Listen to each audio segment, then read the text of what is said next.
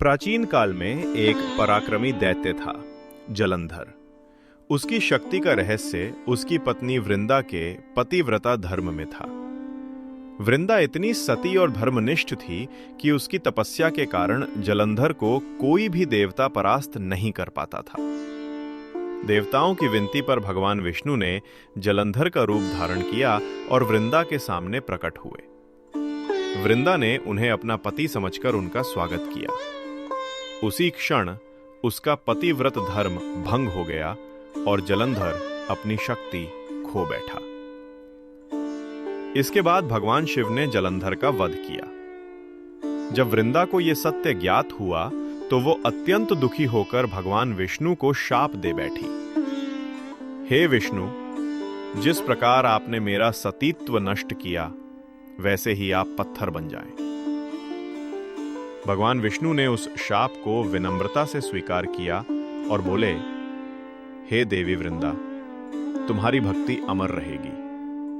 मैं पत्थर रूप में शालग्राम शिला के रूप में सदा पृथ्वी पर विराजूंगा।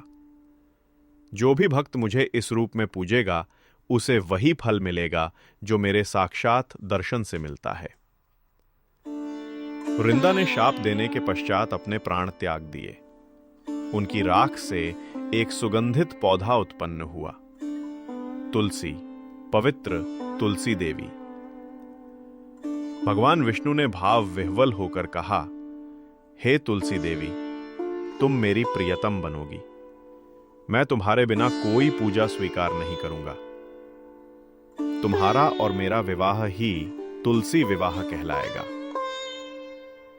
इस प्रकार तुलसी विवाह का पर्व भगवान विष्णु, शालग्राम जी और तुलसी माता के पवित्र मिलन का प्रतीक है।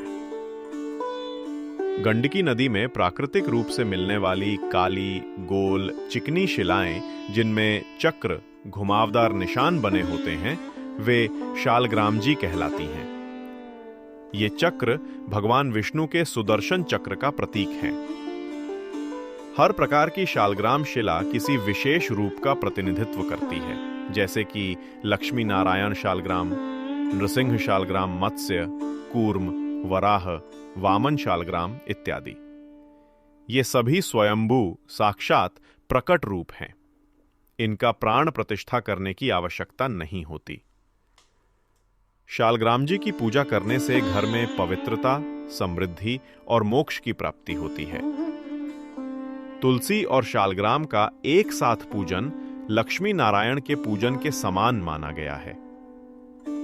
जहां शालग्राम जी का निवास होता है, वहां सदा विष्णु की कृपा बनी रहती है।